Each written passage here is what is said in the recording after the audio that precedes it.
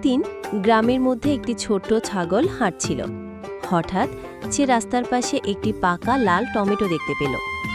ছাগলটা ভাবল, আরে, এত সুন্দর গোল লাল বলটা কে এখানে রেখে দিল? সে খুশি হয়ে টমেটোটা শুকল। তারপর মাথা দিয়ে ধাক্কা মারতে শুরু করল। টমেটো গড়িয়ে গড়িয়ে একেবারে গরুর গোয়ালের সামনে চলে গেল।